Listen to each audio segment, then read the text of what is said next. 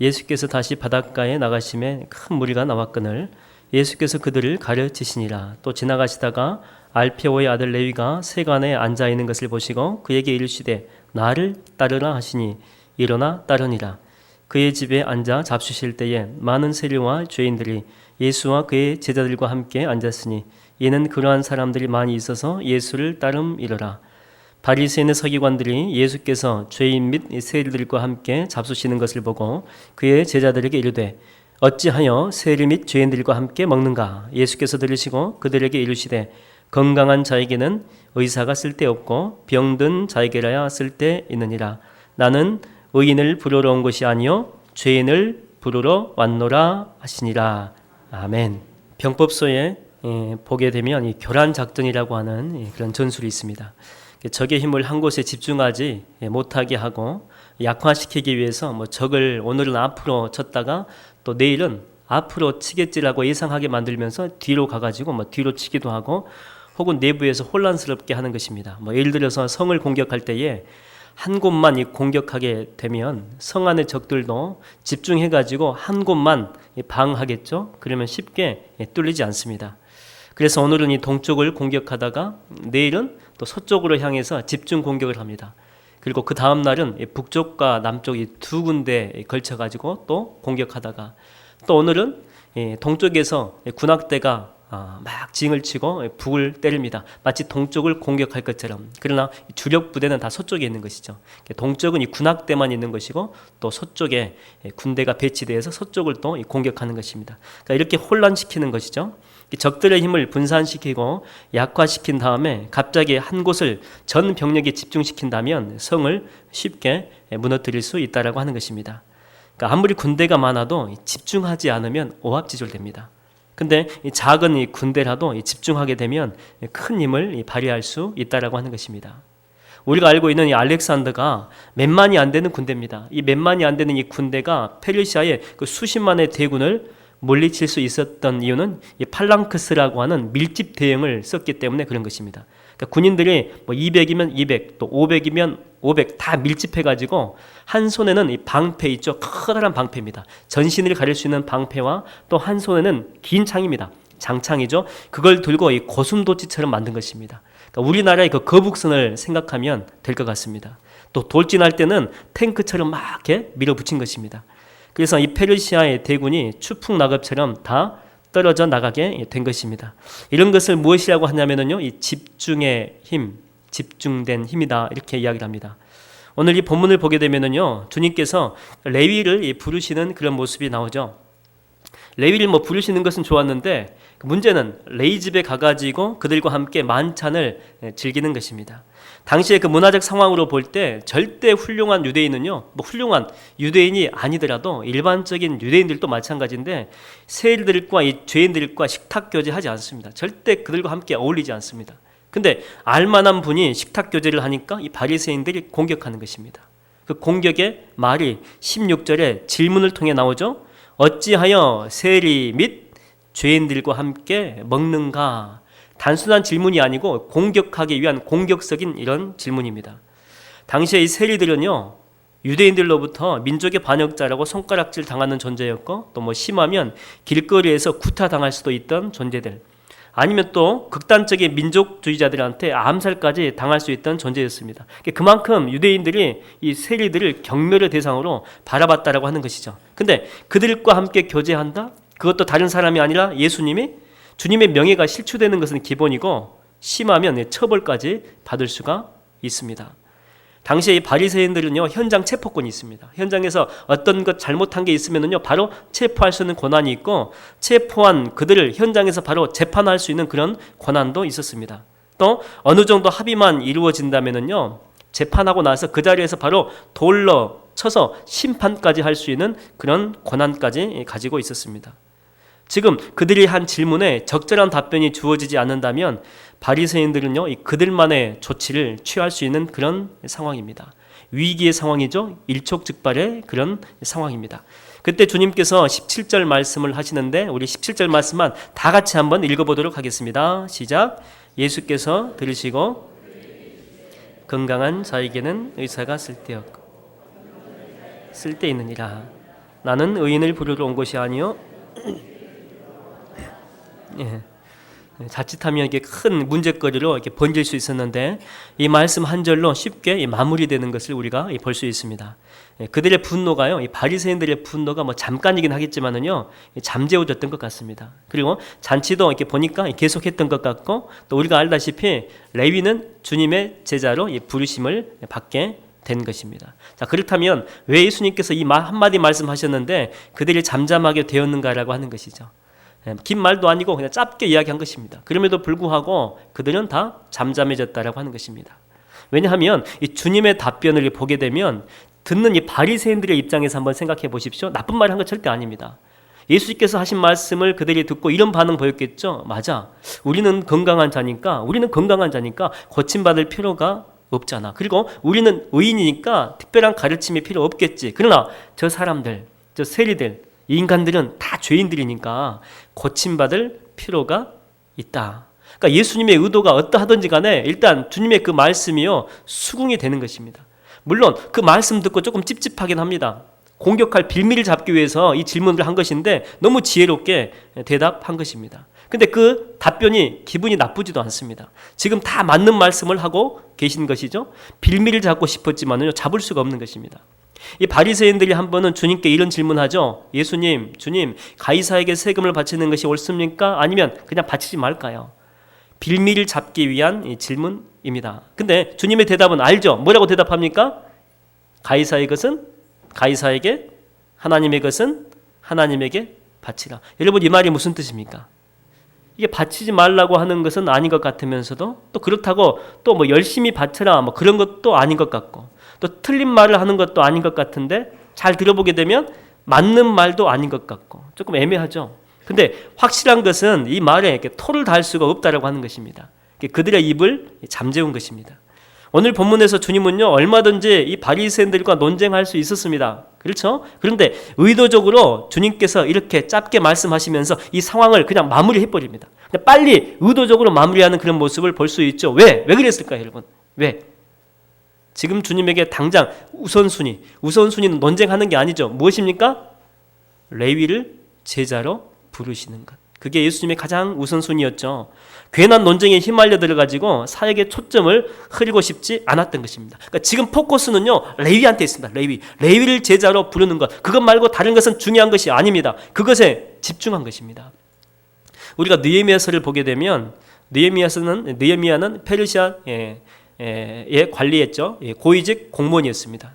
총독까지 역할을 감당했던 사람인데, 느헤미야가 우리 민족이 성벽이 없어가지고 예루살렘이 공격당한다는 소식을 듣고 그 자리를 내려놓고 고위직 공무원 잠깐 내려놓고 예루살렘으로 파송되어 옵니다. 와가지고 했던 목적이 뭐냐면은 성벽 공사죠.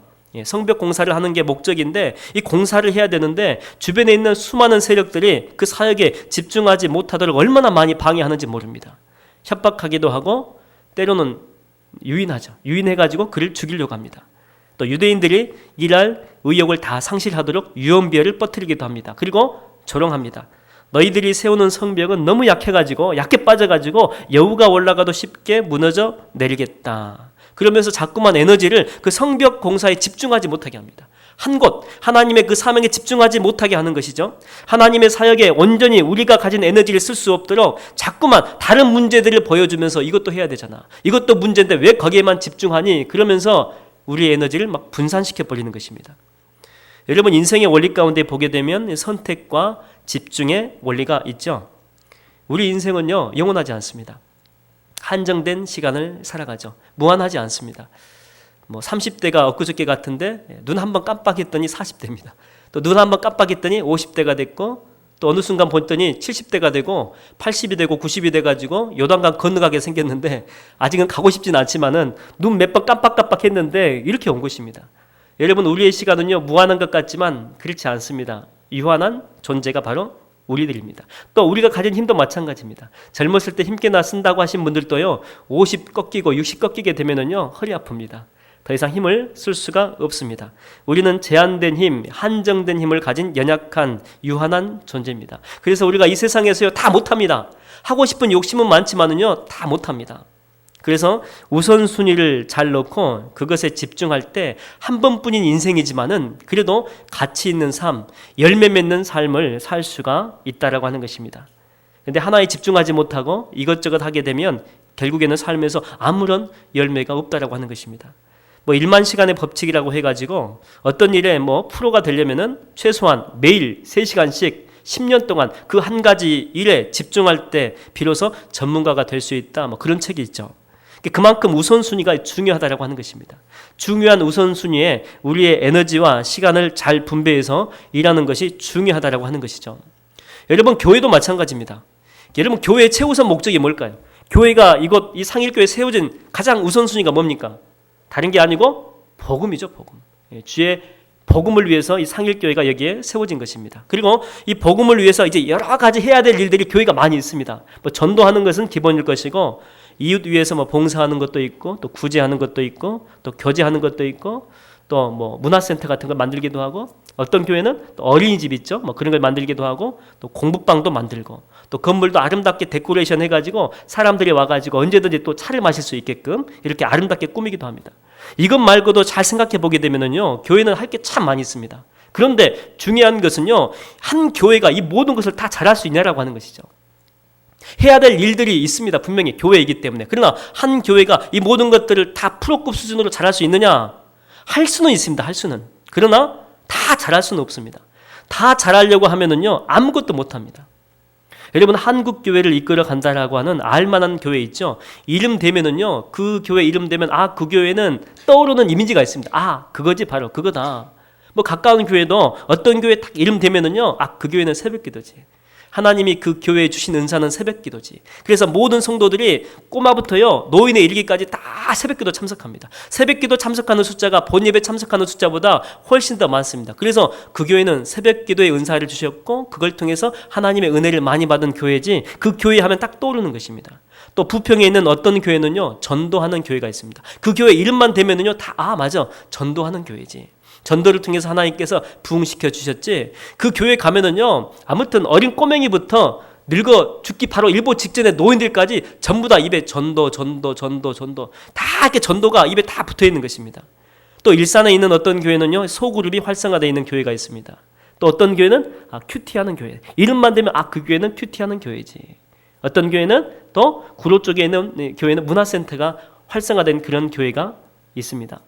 물론 다른 사역도 다 하지요. 그러나 그 교회만의 주도적인 사역이 있다라고 하는 것입니다. 거기에 에너지를 집중하는 것이죠. 여러분, 건강한 교회는요, 여러 가지 많은 일들을 다 잘하는 것이 건강한 교회가 아닙니다. 자기 교회에게 주신 특별한 은사가 있습니다. 그 은사를 발견하고 그 은사에 맞게 거기에 집중적으로 사역할 때에 가치 있는 일과 열매 맺는 사역을 감당할 수가 있다라고 하는 것입니다. 오늘 본문에서 보게 되면은요, 주님은 얼마든지 이 바리새인들과 논쟁할 수 있죠. 주님은요, 똑똑하신 분입니다. 주님은 전지전능하신 분입니다. 그래서 그들의 외식적인 부분들을 하나하나 다 파헤쳐가면서 파렴치한 그들의 삶을 공개적으로 비판할 수 있습니다. 그러나 그렇게 하지 않으십니다. 왜 그럴까요? 지금 가장 중요한 것은, 주님에게 가장 중요한 것은 무엇입니까? 레위를 제자로 부르는 것입니다. 주님은요, 우선순위에 집중한 것입니다.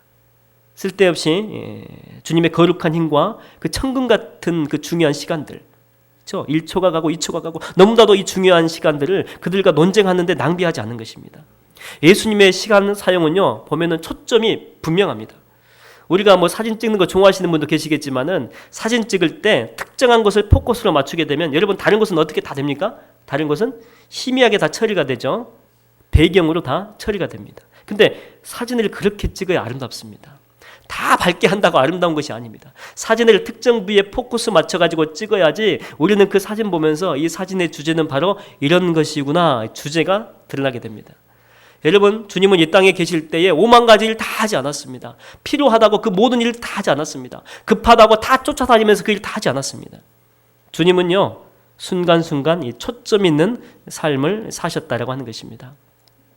마귀는요, 우리에게 자꾸만 와가지고 너 이것도 해야 된다, 너 저것도 해야 된다, 나 못하겠는데 너 능력 있잖아, 그러면서 자꾸만 부추깁니다. 모든 일을 다 할 수 있다고 우리를 유혹합니다. 그러면서 우리는요 그 유혹에 빠져가지고 안 해도 되는 일 하고요, 쓸데없는 일들, 여기에 우리의 온갖 에너지와 시간과 물질을 다 쏟아붓게 만들어 버립니다. 정작 하나님의 사역을 해야 되는데 힘이 없습니다. 불 끄는 소방차가 여러분 소방호수 가지고 불을 끌 때요 물로만 끄는 건 아닙니다. 아시죠? 물로만 끄는 게 아니고요, 그 물이 나가는 그 힘 있죠, 힘. 그 힘으로 불길을 잡는 것입니다. 근데 중간에, 호수 중간에 이 구멍이 몇 개 다 뚫려버리게 되면은요 수압이 약해지겠죠. 그래서 이런 집중된 강한 힘이 없어 버리는 것입니다. 오늘날 이 사탄 마귀는 우리 현대 그리스도인들 보고 별로 두려워하지 않습니다.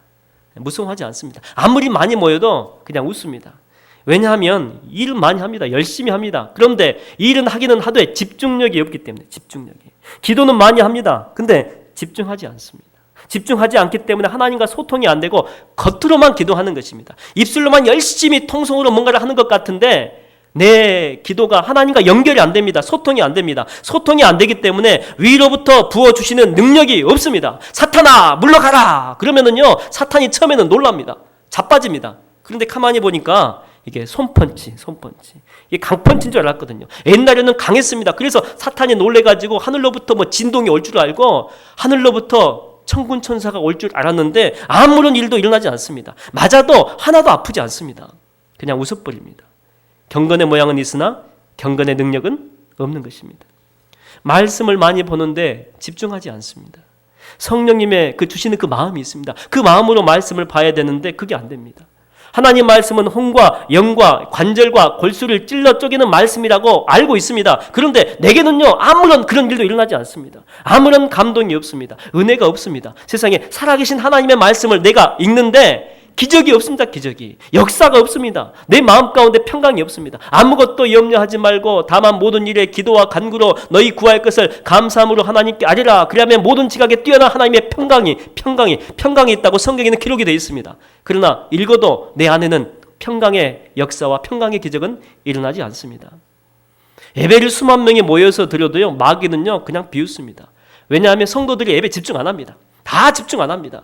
정말 하나님을 사모하는 마음으로 예배당에 오지 않습니다. 정말 주님을 만나기 위해서, 하나님 말씀 듣기 위해서 성령님을 기대하는 그런 마음으로 아무리 많은 숫자가 모여도 그런 마음으로 예배를 드리지 않기 때문에 사탄은 웃습니다. 그래서 여러분 이 시대는요 그 어느 시대보다 예배가 많은 시대죠. 인터넷 보면은요 설교가 넘쳐납니다. 그러나 문제는 뭐냐? 능력이 없습니다. 능력이. 아무리 많은 예배를 드려도 그 속에 파워가 없습니다. 그래서 사람이 변화되지 않는 것입니다. 여러분 치유함도 일어나지 않습니다. 하나님 만나는 귀한 시간인데 간절함을 가지고 왔는데 왜 우리 가운데는 치유의 역사가 일어나지 않습니까? 여러분 예배는요 여러분의 그런 간절한 마음들, 정말 주님을 만나보고 싶은 간절한 마음과 주님의 만나주심, 하나님은 우리를 실망시키지 않거든요. 하나님의 은혜, 이 두 개가 만나는 것이 여러분 이게 예배입니다. 정말 하나님이 이 시간에 나를 꼭 만나주실 거야. 내 안에는 이런 예배를 통해서 간절함의 소원이 있는데 꼭 주님께서 들어주실 거야. 이런 간절한 마음과 성령 하나님의 만나주심, 이 두 개가 부딪혀가지고 인카운트가 돼가지고 불꽃이 일어나가지고 회복이 돼야 되는데 이런 기적 사건들이 이게 상식이 돼야 되는데 이게 다 사라져버렸다는 것입니다. 먼 옛날의 이야기고 성경에만 나오는, 역사책에만 나오는 일들이 되어버린 것입니다. 여러분 앞으로 기도할 때 한번 집중해서 한번 해보십시오. 그냥 기도하지 마시고 그리스도의 십자가에 집중해서 주의 음성이 들릴 때까지 한번 해보십시오. 말씀을 보더라도 여러분이 그 말씀 속으로 들어갈 때까지, 살아계신 그 말씀 현장 속으로 내가 베드로가 되어가지고 주님의 나를 찾아오십니다. 베드로야 베드로야 네가 나를 사랑하느냐. 그 현장 속으로 내가 들어가는 것입니다. 그 주의 음성이 베드로한테 하는 음성이 아니고요 나한테 하는 음성입니다. 나한테 하는. 그 속에 들어갈 때까지 말씀을 묵상하고 한번 그 말씀을 묵상해 보십시오. 찬양할 때도 마찬가지입니다. 단 한 절을 찬양하더라도 내 입술이 찬양하는 것이 아니고 내 마음과 내 영혼이 찬양할 때까지, 찬양하라 내 영혼아, 찬양하라 내 영혼아, 내 영혼이 막 찬양할 때까지 여러분 거기까지 한번 가보십시오. 그렇게만 된다면 우리의 신앙은요 다시 불꽃같이 타오를 것입니다. 저는 여러분의 기도를 마귀가 두려워하게 되길 바랍니다. 오늘 우리가 예배할 때에 성령의 역사가 여러분을 붙들고 있는 악한 사탄 마귀를 몰아낼 줄로 믿습니다. 할렐루야. 이 레위는요, 이 본문에 나와 있는 이 레위는 나중에 우리가 알다시피 마태복음을 기록한 제자입니다. 그에게는 탁월한 이 정보 수집력이 있었고 또 수집한 정보를 잘 처리할 수 있는 정보 처리 능력이 있습니다. 그리고 설득력도 있었고 문장의 힘이 있습니다. 그리고 열심도 있었던 것입니다. 그렇기 때문에 하나님의 복음서인 이 마태복음을 기록할 수 있었던 것입니다. 그런데 그는 지금까지 주님을 만나기 전까지 그는 그 열심을 어디에 사용했느냐? 오로지 유혹을 얻어먹든지 말든지 간에 돈입니다. 돈. 이 물질이라고 하는 것, 이것에 집중하면서 살았던 것입니다. 여러분, 집중하는 삶이 대단히 중요합니다. 그러나 더 중요한 게 뭐냐? 무엇에 집중하느냐? 이 집중하는 그 대상이 훨씬 더 중요합니다. 우리들의 열심이요, 잘못된 것을 향해 집중되어 있다면 열심히 있기 때문에 열심히는 살 것입니다. 열심히 살기 때문에 뭔가 열매는 있겠죠? 그러나 열심의 방향이 잘못된다면은 아마 인생 다 살고 난 다음에 이 전도자의 고백을 하게 될 것 같습니다. 헛되고 헛되며 헛되고 헛되니 모든 것이 헛되도다. 해 아래에서 수고하는 모든 수고가 사람에게 무엇이 유익한가? 우리 모든 사람들은요, 방향이 잘못되어 있다면 똑같습니다. 다 이런 고백을 하게 될 것입니다. 여러분, 사도 바울 보십시오. 그만큼 열정 있는 사람이 어디 있습니까? 빌립보서를 보게 되면 사도 바울은요, 자기 자신에 대해서 이렇게 소개하고 있습니다. 나는 8일 만에 할례 받고 이스라엘 족속이고 베냐민 지파고, 베냐민 지파는 이스라엘의 초대 왕을 낸 지파죠. 나 왕 낸 지파의 거기에 후손이다. 히브리인 중에 히브리인이고 율법으로는 나 바리새인이다. 열심으로는 교회를 박해하고 그 다음에 또 가장 중요한 말 하고 있습니다. 그게 뭐냐? 율법의 의로는 나는 전혀 흠이 없는 그런 사람이다. 율법에 흠이 없다고 스스로 말할 정도 되면은요, 대충 인생 산 거 아닙니다. 정말 열심히 인생을 살았던 사람입니다. 여러분, 율법의 수가요, 한두 개 아닙니다. 몇백 개도 아니고 소 항목까지 합치게 되면은요, 몇천 가지인데 그 모든 율법을 머릿속에 다 집어넣은 것입니다. 그래서 한 가지라도 틀리지 않게 정말 열정적으로 그거 지키려고 인생을 살아왔던 것입니다. 그의 열심은요, 동시대의 그 어떤 사람과도 비교할 수가 없지요. 그러나 문제는 열심은 있었는데 그 열심의 방향이 잘못된 것입니다. 여러분, 에버랜드에 가보게 되면은요, 가보셨습니까? 스키 썰매가 있습니다. 한 겨울에 가면 그거 타면은 정말 재밌는데 그 길이가요 상당히 이렇게 깁니다. 쭉 타고 내려오는데. 근데 저도 그걸 옛날에 한번 타봤는데 그거 타고 이렇게 씩 내려오는데 얼마나 아찔한지. 이게 가속도가 붙지 않습니까? 이게 탄력받고 이 가속도가 생긴다면은요, 그 길이 직선 코스로 되어 있는 게 아니고 이렇게 휘어 있습니다. 코스가 이렇게 휘어 있거든요. 그런데 위에서부터 쭉 내려오는데 제가 가장자리 쪽에 탔는데 이제 그대로 가다가는 이 가속도가 얼마나 붙습니까? 그래서 이 담장을 그대로 박을 것만 같고요. 아니면 담장을 뚫고 그냥 넘어가 버릴 만큼 그렇게 속도가 나는 것입니다. 그래서 저도 그거 타고 내려오다가 막 공포함에 사로잡혀 있는데, 근데 이 구부러진 이 교차 지점에 누가 있냐면요, 그 안전 요원들이 다 서 있습니다. 그래서 그들이 하는 일이 뭐냐? 가속도로 내려오는 이 스키 썰매 탄 사람들을 이렇게 툭툭 쳐주는 역할입니다. 참 신기하게도 이게 살짝 친 것 같거든요. 근데 방향이 바뀌어 버립니다. 그래서 목적지까지 안전하게 내려갈 수가 있습니다. 여러분, 이것을 뭐라고 이야기하냐면 에너지 전환. 그럽니다. 에너지 전환, 에너지 트랜스퍼. 에너지의 흐름을요, 직선 코스로 가면은요, 사고 납니다. 에너지의 흐름을 긍정적인 것으로 갈 수 있도록, 올바른 길, 바른 곳으로 갈 수 있도록 전환시키는 것입니다. 주님은요, 사도 바울의 잘못된 방향을 전환시켰습니다. 바울은요, 미친 사람처럼 다녔습니다. 예수 만나기 전에 피에 굶주린 이 광견병 걸린 사냥개처럼 기독교인들 찾아다녔습니다. 기독교인들은요, 바울 말만 들어도 소름이 온몸을 다 덮습니다.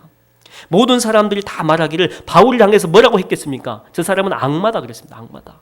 악마의 화신이다. 바울 자체는 태어날 때부터 아예 악마로 태어난 사람이다. 존재 자체를요, 악마로 규정했을 것입니다. 근데 주님은요, 아니다는 거예요. 아니다.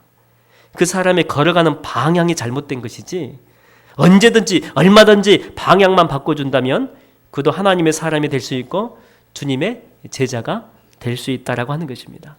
여러분, 오늘 본문의 이 레위 같은 사람도 마찬가지입니다. 사람들이 그랬을 것입니다. 저 사람은 머리끝부터 발끝까지 돈에 굶주린 아간 같은 그런 존재다. 하이에나 같은 그런 존재다. 아예 존재 자체를요, 아간으로 규정한 것입니다. 얘는 태어날 때부터 이렇게 태어난 사람이야. 인격 자체를 문제로 삼았던 것입니다. 근데 주님은요, 아니다는 거예요. 아니다. 주님은 레위 안에 있었던 그 순수한 열정 넘치는 하나님이 주신 그 에너지와 은사를 바라본 것입니다.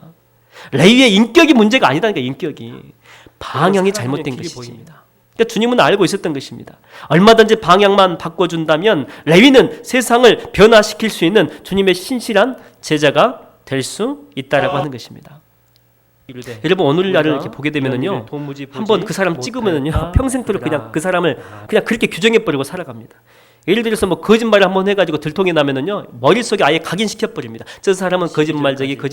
인생 살면서 딱 한 번밖에 안 했습니다. 근데 그 한 번이 들킨 것입니다. 그러면 머릿속에 집어 넣어놓는 것입니다. 저 사람은 아무리 착하고 선한 일을 해도 거짓말쟁이. 또 어떤 사람은요 혈액형을 가지고 그 사람을 규정합니다. 여러분 혈액형이 뭡니까? 혈액형. 저는 혈액형이 A형입니다. 그러면은요 뭐라고 이야기한 줄 아십니까? 소심하시겠네요. 얼굴도 딱 보니까 소심하게 생겼네요. 평생 그 사람은 A형, 소심한 형 이렇게 규정을 해버립니다. 혈액형이 뭡니까? 저는 B형인데 어우 다혈질이겠다. 저는 다혈질 되게 싫어하거든요. 앞으로 나하고 안 맞겠군요. 또 어떤 사람은 저는 혈액형이 O형인데요. O형은 여러분 과일로 비교하면 뭡니까? 토마토라 그러죠. 이 겉과 속이 같죠. 그래서 직선적으로 막 내뱉습니다. 좀 숨기는 것도 있어야 되는데 막 직선적으로 뭐 잘못됐다면 다 잘못됐다고 이야기를 해버립니다. 저는 그런 형 싫습니다. AB형인데요. 여러분 AB형이 뭡니까? AB형은 A 갔다가 B 갔다가 왔다 갔다 하는 형이군요. 양파 알다가도 모를 형. 근데 여러분 정말 혈액형이 여러분입니까? 여러분들이 정말 혈액형대로 이렇게 살고 있습니까? 그게 아니죠. 굳이 여러분들의 혈액형을 이야기한다면 여러분의 혈액형이 뭡니까? 지금 여러분 몸속에 흐르는 피는 누구 피입니까?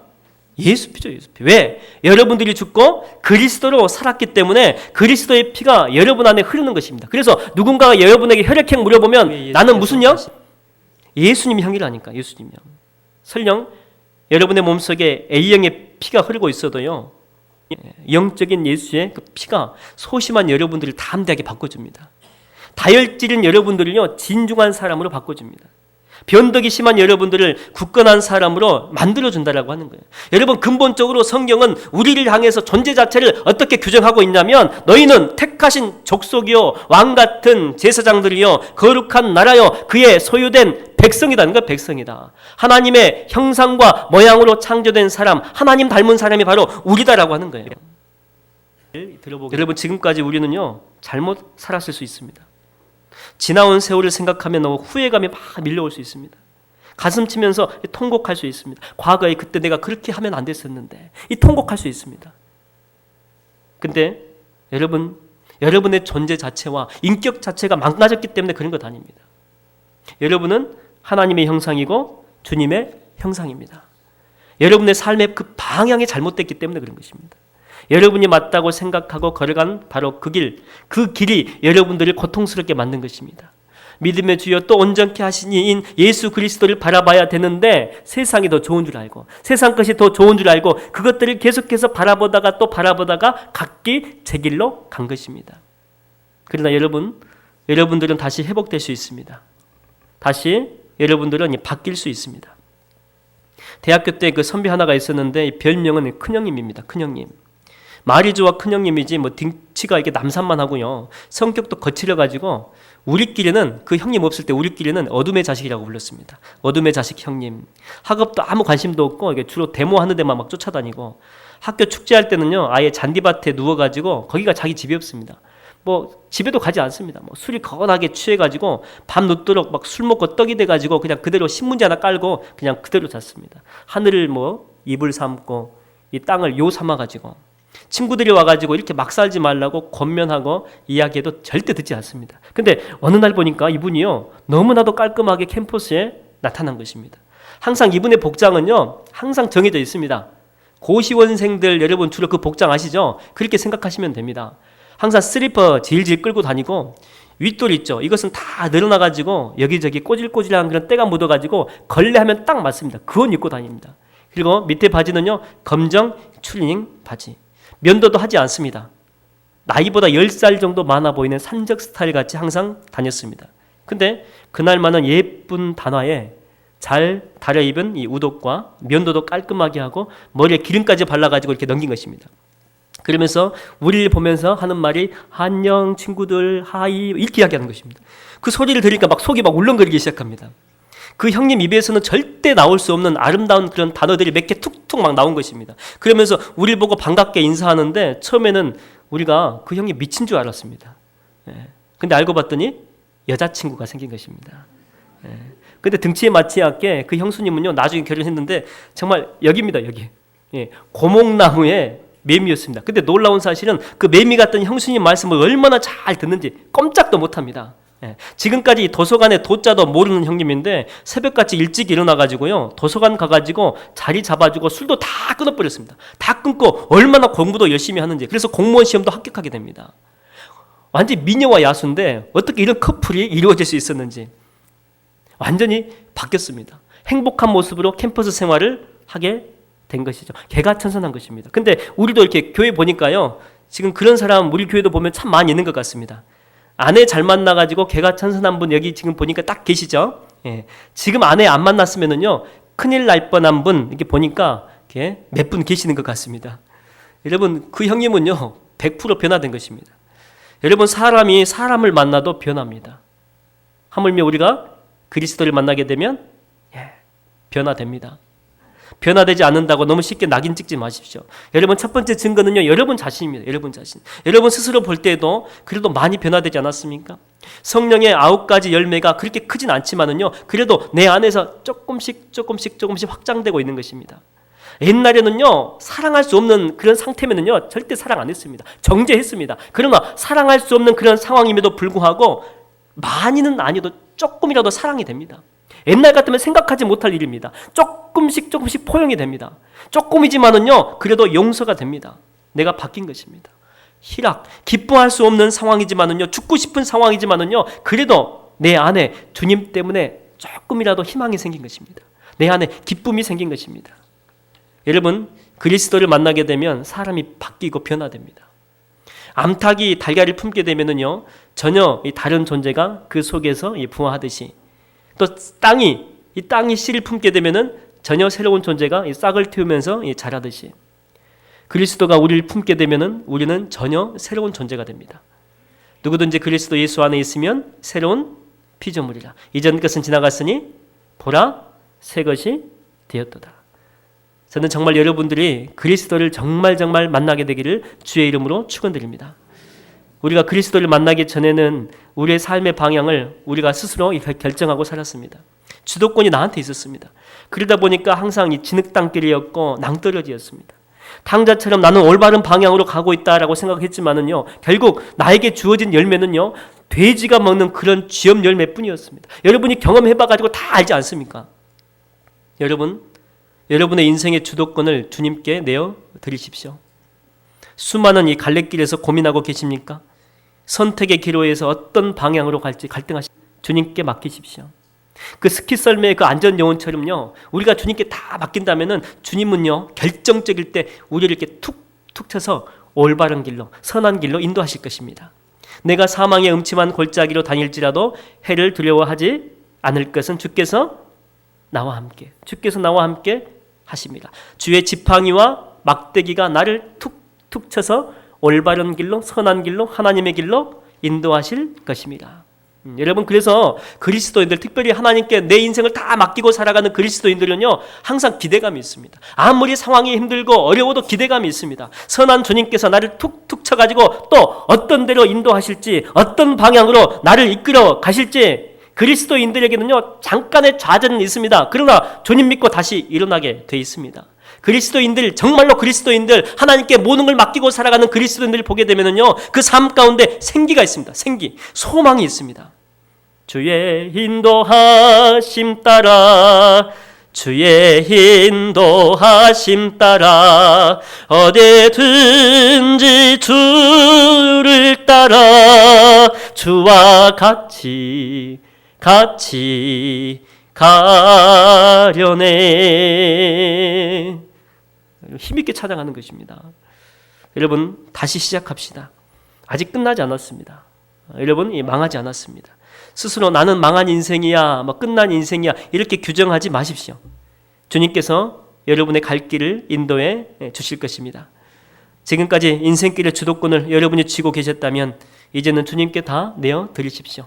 정말 그렇게 한다면 남은 인생은요, 기대하셔도 좋습니다.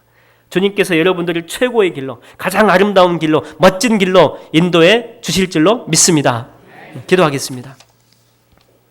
주님, 이 시간 우리의 삶을 주님께 내어드립니다. 우리의 인생의 길을 이제 제가 선택하지 않겠습니다. 주의 지팡이와 막대기로 저희들을 인도하시고 가장 선한 길로 인도하옵소서. 예수님의 이름으로 기도하옵나이다. 아멘.